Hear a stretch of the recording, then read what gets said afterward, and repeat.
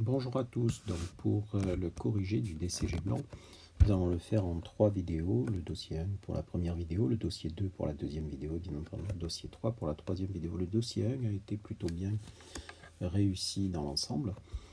Il s'agissait dans un premier temps de répéter une question de cours qui est assez classique, à savoir le régime duquel dépend l'entreprise. Ici, il s'agissait de vérifier que la société Martel, relevait bien du régime simplifié, de dire également si elle pouvait opter pour un autre régime d'imposition et éventuellement quel en serait l'avantage. Alors, ce corrigé présente une méthodologie à opérer que je vous conseille pour l'examen, à savoir déjà dire quelle est l'activité de l'entreprise. Alors, ce n'était pas la peine de mettre A, B, C, et évidemment, je ne vous ai pas demandé de mettre A, B, C dans votre devoir. C'était sur 2 points, et vous aviez les 2 points dès lors que vous donniez surtout les conditions et que vous disiez que l'entreprise correspondait bien aux conditions. Concernant l'option, il s'agissait de dire qu'elle pouvait opter pour un régime normal, réel normal, soit avec des déclarations mensuelles ou trimestrielles. Alors ça, personne ne me l'a dit, hein, si la TVA dure N-1 n'excède pas 4 000 €. Mais encore une fois, personne n'y a fait cas, je n'ai pas sanctionné. En deuxième question, il fallait expliquer la signification du paiement de la TVA sur les débits. Alors, il y en a qui ont récité le cours, très bien, mais qui n'ont pas cité d'avantages ou inconvénients de cette règle. Alors, sur la règle, bon, je ne vais pas la répéter, hein, on l'a répété suffisamment, ça permet d'aligner les prestations de services sur les livraisons de marchandises, à savoir de changer l'exigibilité de la TVA, non pas au moment de l'encaissement, mais au moment de la facturation, à savoir de l'exécution du service, sauf sur les acomptes sur prestations de services qui restent, eux, dus à l'encaissement. La TVA reste due à l'encaissement. En revanche, du côté avantage et inconvénient, j'ai été très cool. Mais concernant les avantages, vous avez à peu près tous vu. Concernant l'inconvénient, vous avez pour beaucoup vu qu'effectivement,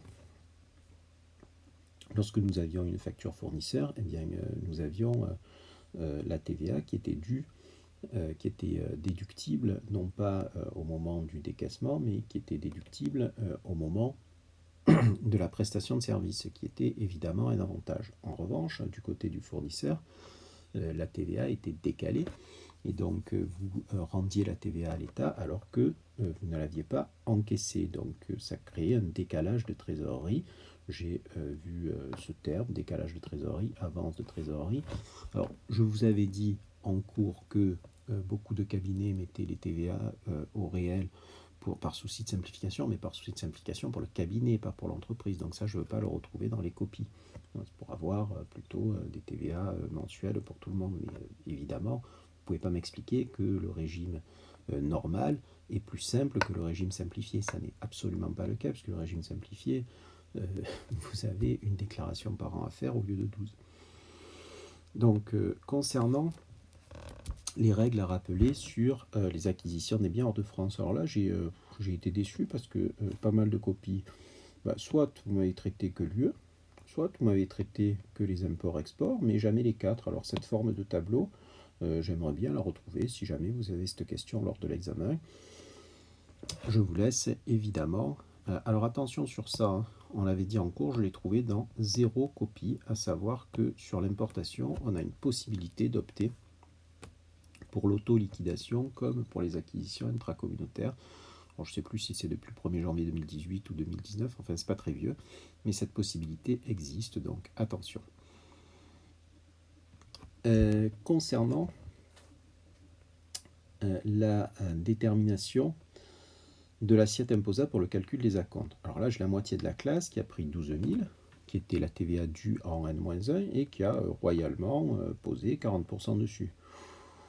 C'est oublier que les 12 000 de TVA due en N-1 contiennent éventuellement de la TVA déductible sur IMO, qui n'est pas prise en compte dans la base sur laquelle je calcule l'acompte. Donc, ce qu'il fallait faire, c'est se dire le premier acompte qui a été versé, qui vous était donné dans le sujet de 7500, celui-ci représente 55% de l'assiette imposable, donc l'assiette imposable va représenter 7500 divisé par 55%, à savoir 14 000 euros. Donc là, j'ai à peu près 50% de réussite sur cette question, qui est assez classique, on l'avait traité en classe. Donc ce premier acompte est versé en juillet, et le deuxième sera versé en décembre, il sera égal à 40% de l'assiette imposable, c'est-à-dire 40% de 14 000, ce qui nous donne 5 600.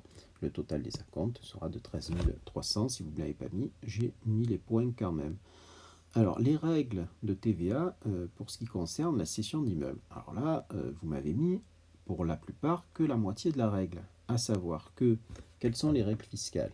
Alors d'abord, soit c'est une vente qui est neuve ou en l'état de futur achèvement, ou bien dans un délai de 5 ans à compter de l'acquisition.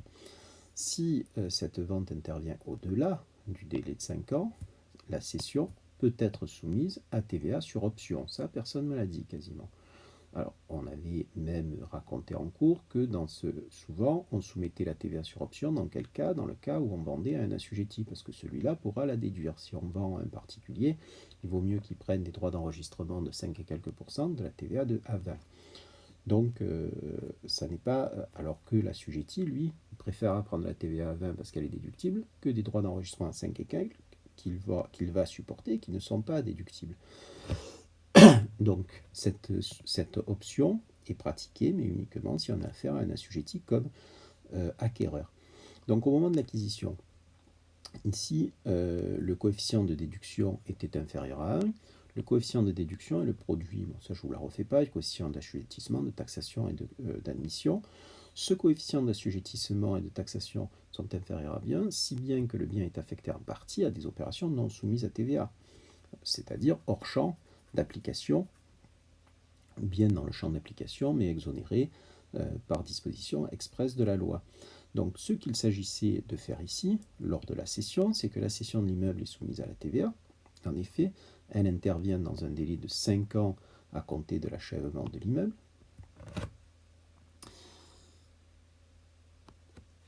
Donc on a de la TVA collectée pour 150 000 euros fois 20%, à savoir 30 000 euros, et que cette entreprise qui, lors de l'acquisition, n'avait déduit que 0,92% de la TVA initiale, comme elle n'a pas gardé 20 ans le bien, elle va pouvoir récupérer une partie de la TVA non initialement déduite, ce qu'on appelle un complément de déduction. J'ai très peu de personnes qui ont trouvé ça.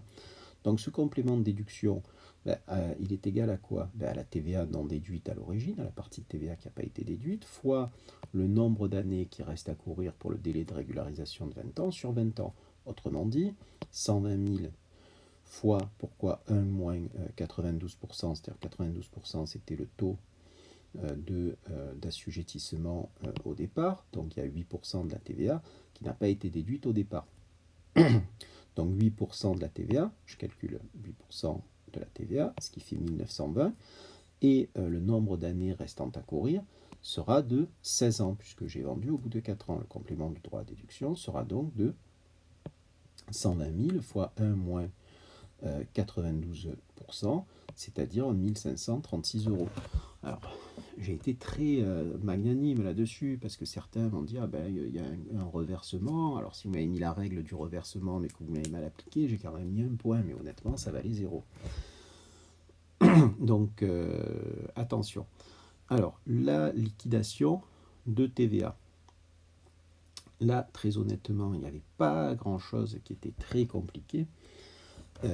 Éventuellement, alors, plus ou moins, toute cette partie-là a été plus ou moins bien traitée.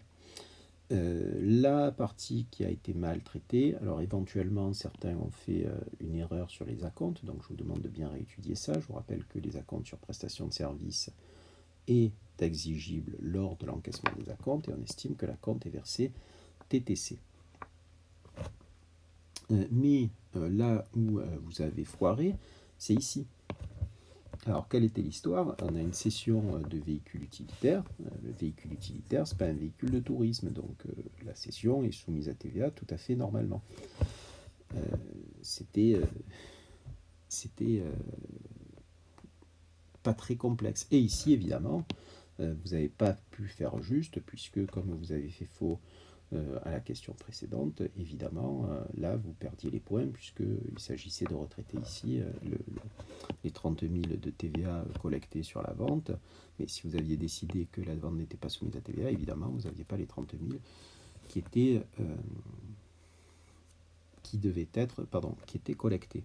Donc la TVA nette due, on arrivait à un total de 47 164. Alors, et le solde de TVA à régler, c'était les 47 164 moins les 13 300 d'acompte qu'on a trouvé précédemment, à savoir 33 000 et quelques. Bon. Ces 47 164 sont supérieurs à 15 000 euros. Et donc, du coup, la TVA devra passer, l'entreprise ne peut pas rester au réel simplifié, mais devra passer au réel normal. Alors certains m'ont dit que l'année suivante, ils peuvent rester au réel simplifié et qu'ils devront passer l'année suivante. J'ai évidemment accepté ces solutions qui sont tout à fait intelligentes. Voilà la vidéo suivante sur